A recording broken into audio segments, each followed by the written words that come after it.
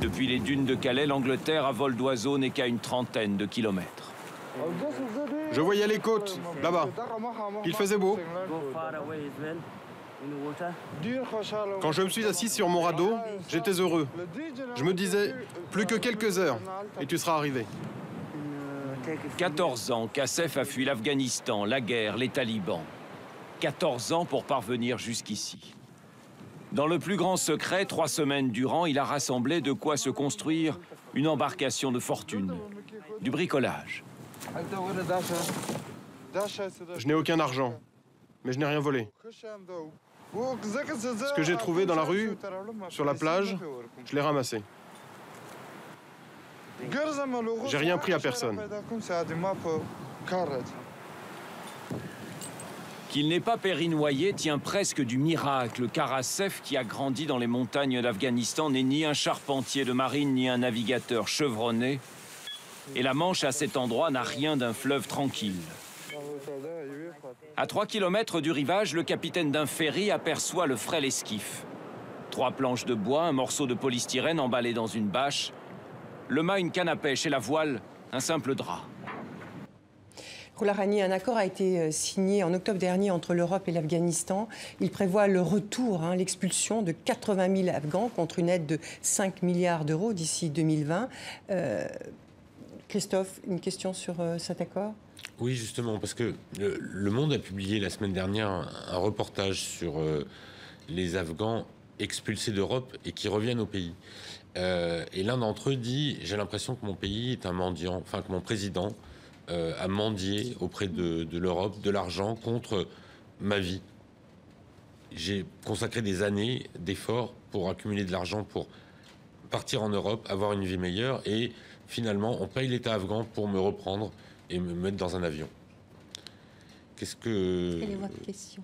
Qu'est-ce que vous répondez à cette opinion ? Écoutez, d'abord, moi je trouve que c'est une situation déplorable.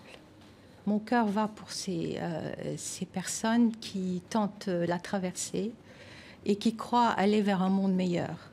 Mais en fait, quand ils arrivent dans les pays européens, ce n'est pas l'Eldorado. C'est des centres d'accueil qui sont plus ou moins bien équipés. C'est des règles de chaque pays qui sont plus ou moins accueillantes. Et donc, qu'est-ce que vous voulez que je vous dise ? Que nous, les Afghans, le gouvernement afghan, doit forcer les gouvernements européens comment ils doivent agir dans leur propre pays ? Ce n'est pas possible. Bon. Alors, je crois les MOU, donc les Memorandum of Understanding, qui ont été signés entre le gouvernement afghan et tous ces gouvernements européens ont essayé de trouver un compromis. Et un compromis, ça veut dire que personne n'est content. Oui, mais alors, ça permet quand même aux personnes qui arrivent dans ces pays et qui ne sont pas acceptées d'avoir un retour dignifié dans leur pays, avec un petit pécule qui leur permet de recommencer dans leur pays. Bon, ils trouvent que ce n'est pas ce qu'ils voulaient. Ils voulaient rester illégaux dans ces pays. Ben, écoutez, ce n'est pas notre décision. Mais quand vous voyez l'état économique de l'Afghanistan d'aujourd'hui, comment est-ce que ce pays peut absorber un tel retour, puisque souvent ceux qui partent, c'est qu'ils n'ont pas d'emploi et qui sont vraiment en danger aussi pour leur sécurité. Est-ce qu'il n'y a pas, vous n'avez pas de message au pays d'accueil sur le compromis qu'il faudrait trouver? Non, d'abord je vais vous dire, je ne suis pas d'accord avec vous. Ceux qui partent, c'est ceux qui peuvent se permettre de payer 10 000 $ aux trafiquants.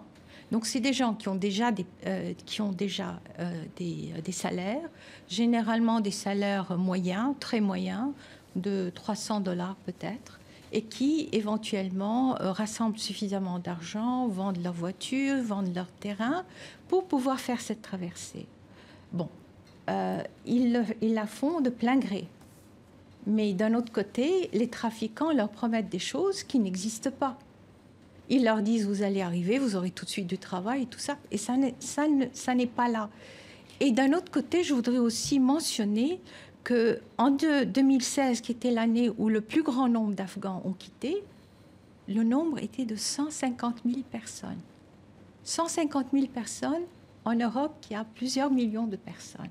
Donc, la capacité d'absorption de l'Europe de 150 000 personnes est beaucoup plus facile qu'on ne le croit, qu'on ne le présente. Mais ce sont d'un autre côté, je comprends très bien, les pays européens sont très bien organisés, il y a des catégories. Et si vous n'êtes pas dans une catégorie ou dans l'autre, vous n'avez pas de place.